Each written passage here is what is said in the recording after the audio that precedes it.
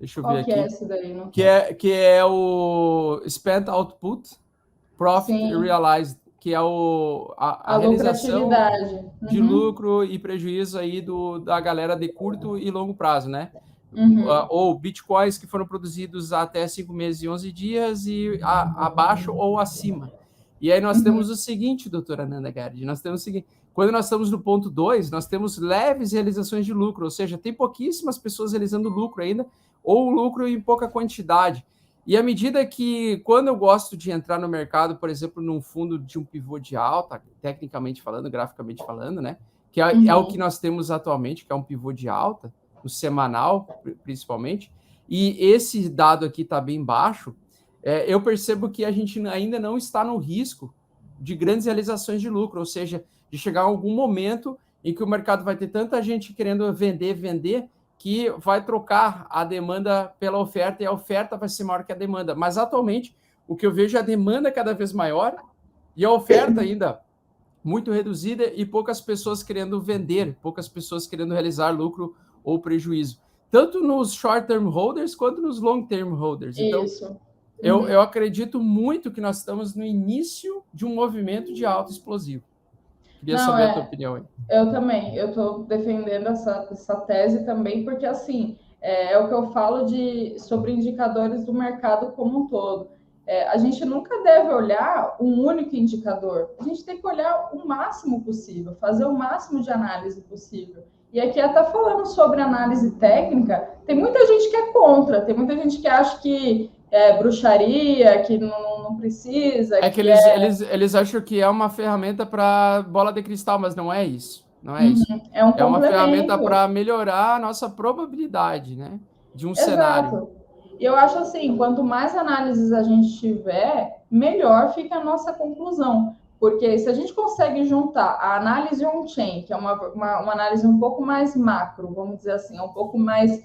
A análise on-chain ela não vai falar, não vai acertar o timing exato, mas ela vai dar uma noção de zonas de compra e zonas de venda. E aí, se refinar com a análise técnica, que pega muito mais a questão do timing no curto prazo, aí a gente tem uma análise completa. Então, assim, quanto mais indicadores a gente tiver, seja a Glassnode, ou seja até alguns outros indicadores por fora, como modelos de valuation, como o próprio Stock to Flow ou o NVT, quanto mais fatores a gente tiver, melhor é a nossa análise. E assim, todos eles indicam continuidade do ciclo de alta. Todos. Exato. Assim, mesmo quando estava lá 30K, o preço justo, de acordo com o Stock to Flow hoje, é 80 mil dólares.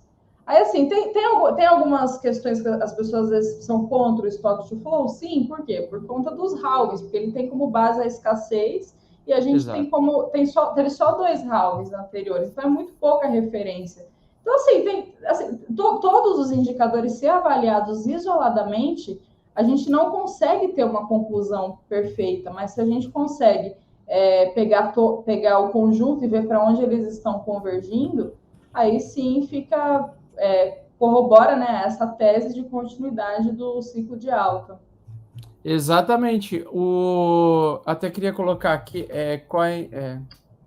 como é que é o nome mesmo? Stock to Flow, você É o Stock to Flow do Plan B, eu quero. do Plan B, sim. E além do Stock to Flow, esse cara, o Plan B, ele foi tão genial que ele criou 2 modelos principais. O primeiro foi o Stock to Flow e o segundo foi o Stock to Flow X, que é a segunda interação, que é ele introduziu o conceito de transição de fase do Bitcoin.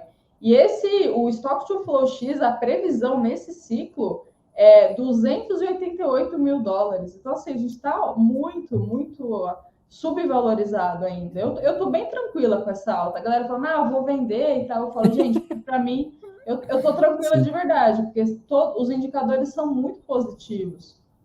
São mesmo. E a gente estava olhando agora que o modelo Stock to Flow ele tinha desalinhado da linha azul, digamos assim, e ele Uhum. faz isso, é normal ele costurar essa linha, né? Ele não vai exatamente Sim.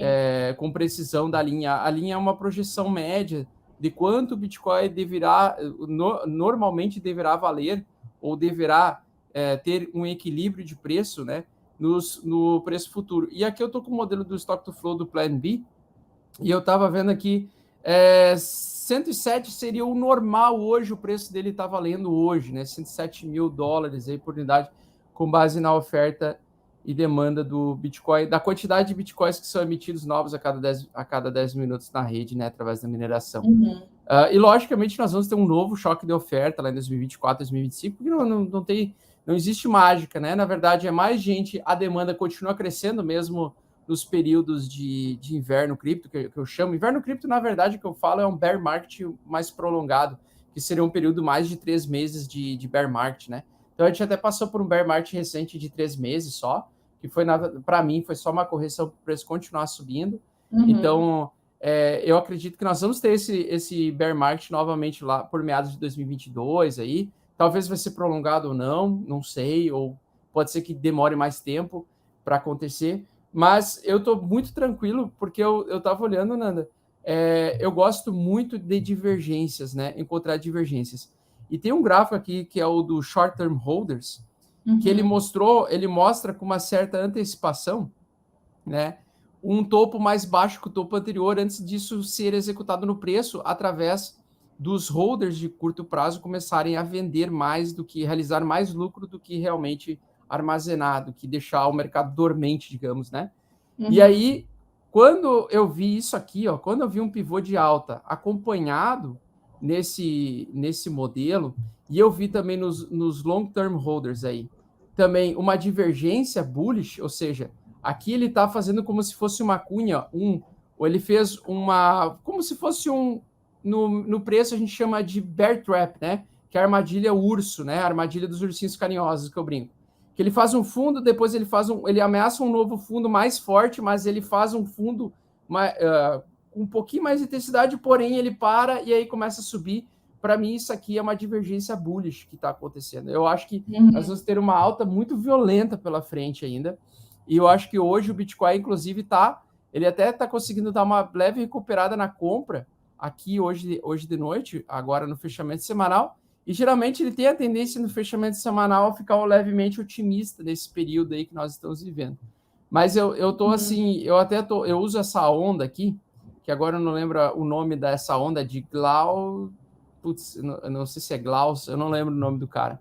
Mas é uma projeção de onda de que nós estamos no mercado touro novamente, né, entrando com muita força, e esse pivô de alta ele se apoiou justamente na média 21 e na média 8.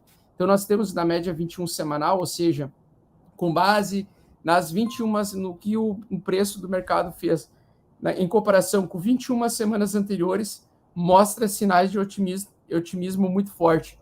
Eu brinco que, às vezes, eu gosto de usar, eu sou que nem tu, assim, eu gosto de usar vários dados, né, para tentar encontrar várias informações que me trazem mais tranquilidade. Mas, na verdade, eu só preciso de uma informação, doutora Nanda, que é o seguinte. Eu preciso o seguinte. O RSI acima da região 60 no diário. Quando o preço fica subindo e o RSI fica batendo cabeça na região 60 e voltando a subir, ele está sempre em fortíssima tendência de alta, ou seja, ele fica num sinal de fortíssima tendência de alta. Passou do RSI 60, ele entra em forte tendência de alta. Então, a expectativa enquanto o RSI se mantiver acima da região 60 e até mesmo da região 50, porque às vezes numa acumulação ele pode parar na região 50, eu vou estar otimista para o final, para essa alta do mercado. E eu acho que o Bitcoin vai subir primeiro por um tempo, ele vai ficar conquistando o topo histórico, e depois isso vai se refletir nas altcoins quando ele lateralizar em topo, que eu chamo, que aí ele faz aquela lateralidadezinha, aquela acumulação lateral, né? Fica indefinido, digamos assim. E, lógico, ele faz essas acumulações para continuar subindo, porque o mercado ele tem esse comportamento. Ele sobe, o preço sobe, alguns poucos realizam, o preço sobe mais um pouco, alguns poucos realizam, sobe até que chega um momento em que muitos realizam, né? E à medida que vai chegando o preço a um patamar muito elevado, geralmente quando faz 100%, então ali por 100 mil seria um lugar que poderia ter uma certa resistência, digamos assim. Mas eu posso dar uma bola de cristal aqui, imaginando o que vai acontecer com o preço, não? Não, assim, eu penso sempre o seguinte, foi o que eu falei, a exatidão no valor a gente nunca vai ter, porque dá para Não. partir de vários fatores que mostram isso, como eu mostrei, como eu falei, tem a questão de valuation, tem muitas coisas que dá para a gente avaliar. E o que você falou sobre o próximo choque na oferta em 2024, que vai acontecer o próximo halving, historicamente, a gente teve 2 halvings anteriores. E, de fato, teve um período de bear market, um período chamado inverno cripto, onde os preços corrigem.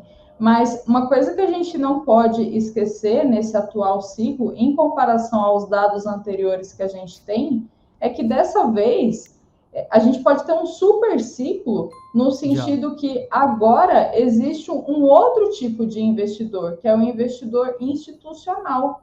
E o Perfeito. investidor institucional, ele tem um comportamento muito diferente do investidor varejo, que nem a gente.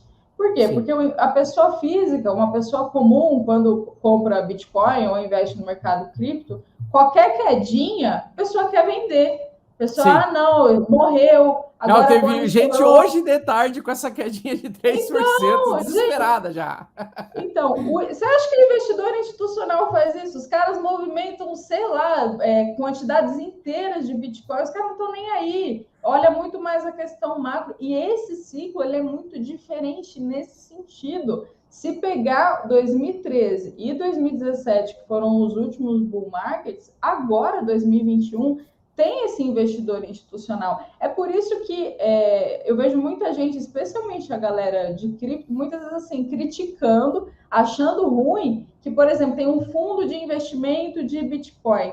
Eu entendo as desvantagens de se fazer via fundo, eu concordo com muitas desvantagens de se investir via B3, por exemplo, mas de forma geral, é muito bom que isso aconteça. É muito bom que tenha um processo de institucionalização, porque isso aumenta a possibilidade de um super ciclo do Bitcoin. E esse super ciclo ele se deve principalmente à entrada do investidor institucional. Então, assim, Eu assim, estou acredito que muito nós podemos otimista. passar 2022 em alta também. Tipo assim, repetir Sim, 2019, 2020, 2021 e 2022.